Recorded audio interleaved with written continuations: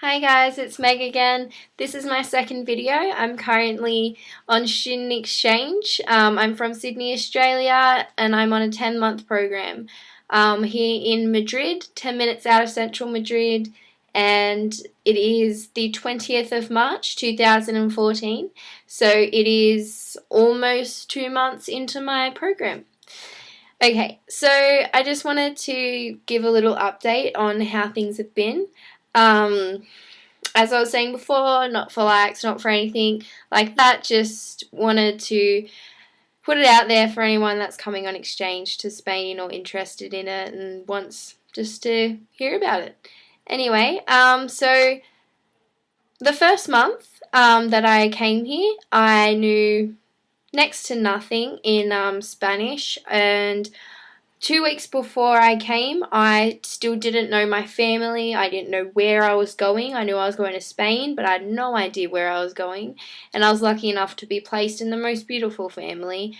I have a sister, Paula, who's 14, and a mum and a dad, and I live in the top beautiful apartment building overlooking a huge park, and that's all lovely. The first month went so quickly. It just flew by. You were learning everything that's new to you. You're learning where the shops are. You're learning school. Like, everything's just new. It's exciting. And it just goes so fast. So it grasps that first month because it is so exciting and new, and you just do not want to spend it upset or sad.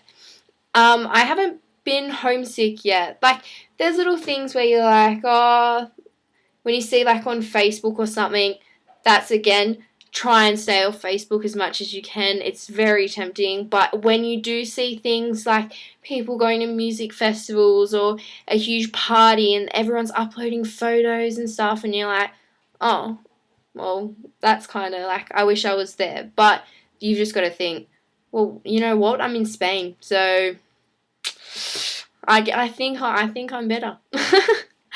Anyway, so the first month was rushed by like that. School. So I was originally meant to go to my sister's school, which is down the road, but then something happened. They wanted to charge me like quadruple what is actually meant to be charged, and I don't know. It just turned out really annoying. So they put me into this school. It's like a private / public school. They have a special name for it here, but I forget. And it's a religious school, but it's not really religious. They say prayer in the morning, and that's about it. And we have religion class, but it's once a week, and we sit and watch YouTube clips. And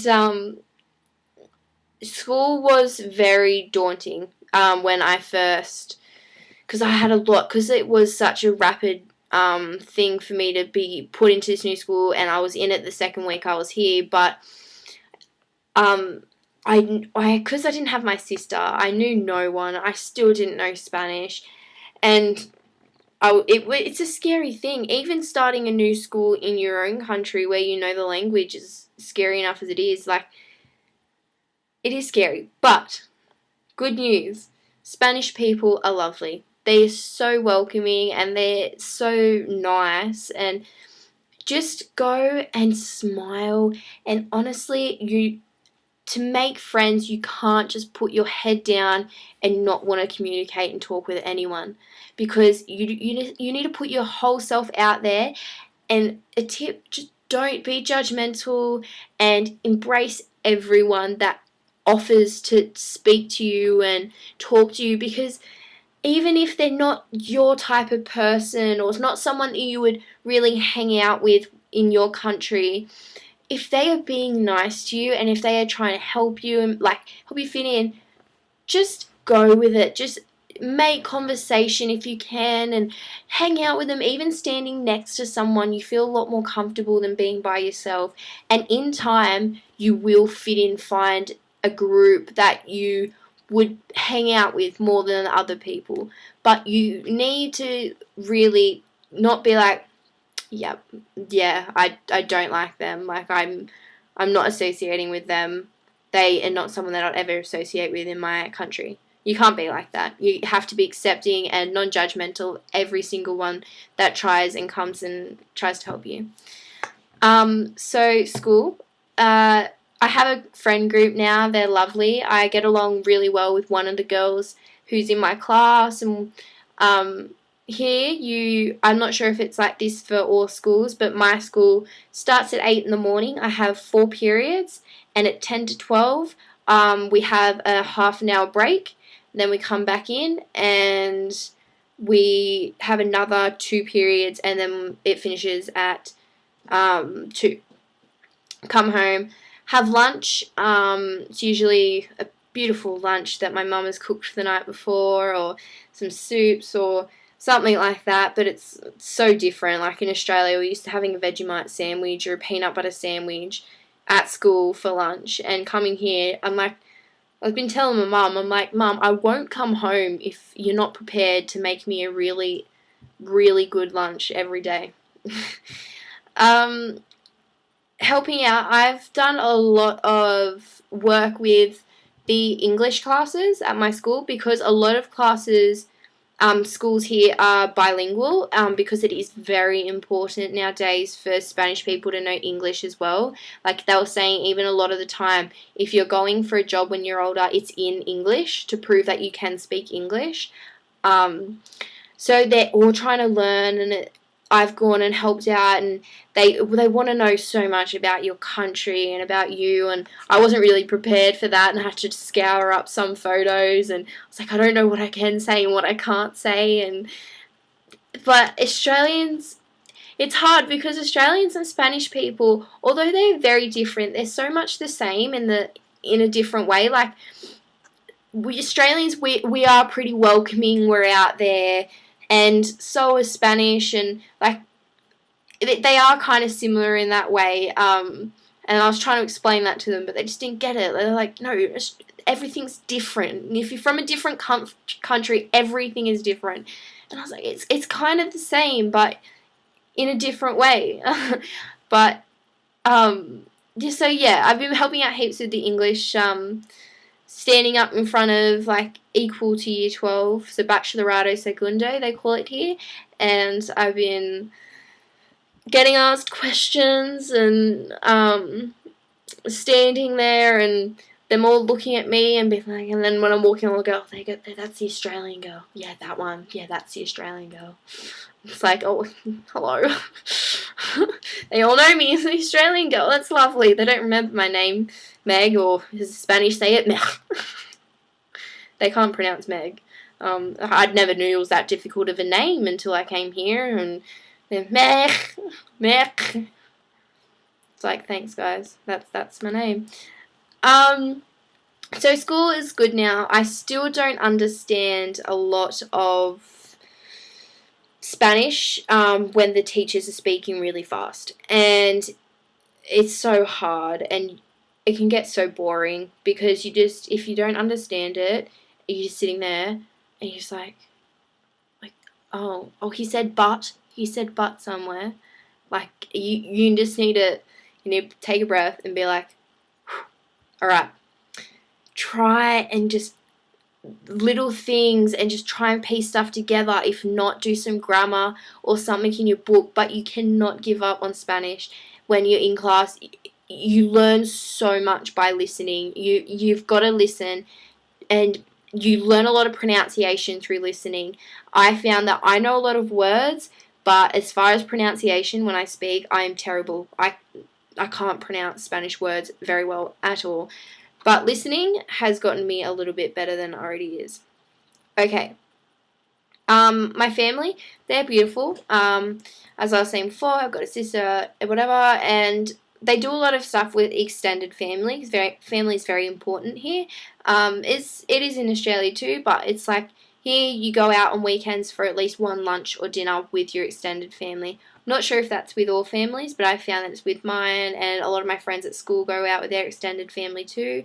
They're very, like, as I was saying, kisses on both cheeks, and they want to know about you, so that's lovely, but you've really got to open your heart to the extended family because they are your family here, and you are very involved with them. your family, they're gonna fight. My sister and my mum fight, like, lately because the exams have been on, are fighting quite a bit, but it's not the fighting's different here. It's like they yell at each other and they're like blah blah, yelling, and they'll be like, all right, I'm going to bed, night, and they'll give him a kiss, and it's just like, oh, all right. uh, then they're the best friends again. So you can't get yourself down from them fighting. Like, I feel like laughing sometimes when they're fighting, but I think that's a bit inappropriate. But I don't really feel uncomfortable now when they are. It's such a way of life. It just feels like my mum and sister are fighting. It's like, oh god, they're yelling at each other again. It's not a big deal. I found what was really helpful here is that trying to pass time by finding some activity. It can be hard, especially if you don't have brothers or sisters to help you, but I found boxing. There's this boxing academy down a 5-minute walk, and I box now 6 days a week with my sister, and it's quite intense, but it's something I've really enjoyed. Like, I've been keeping fit and healthy. Like, it's helped me a lot. Like, whenever I've just had a day that I've just been so angry or so sad, I just want to punch something. It's just been great, obviously, because it's boxing. But that was it. I found that's really nice to pass time in the afternoons, because if you don't, I have a friend up in Oviedo doing the same program as me, and because she doesn't have something to do in the afternoon, she does find herself stuck on her computer in her room doing stuff that will make her not, like, enjoy every single moment. Like, you can get stuck, and you can get stuck watching, like, Facebook and YouTube and all that, and you're just not experiencing and really getting exercise and getting active and passing your time in a more beneficial way. Also, I found another really nice thing is to try and find a place that you can kind of call your own. Your bedroom's good too, but your bedroom's not really not your bedroom until, like, you really do feel like you're home. There's a park across the road, and I found this one really big tree, and it's starting to get sunny now, and I've just made that kind of my place. So whenever I'm just want to go out somewhere or whatever, I just take the dog and go lay under the tree and read. But I found that it made me, whenever I was just feeling upset, I can just go and sit on this tree and lay on this tree, and it overlooks all of Madrid, and it's just my place, and, like, I don't have to take anyone there, and it's just somewhere that you can think and all that, and it's just, I found that finding somewhere was really nice and really helpful in passing thoughts and whenever you just want to get away. Besides that, I haven't really been upset at all. Like, I've just really tried to be, everyone at home has been so supportive of me being here, and they're always just like, just go for it, like, just do it, and we're all back here, and it's all going to be the same, like, I just want you guys, if you're doing an exchange program, to just enjoy every single moment, and there's going to be times it's going to be tough, but you are having this amazing experience. Like, when does anyone get to go to a country and live like the people and learn the language and, like, be a local? So you're going just to the local shops, like, and just be able to just ask for it. Anyone can travel.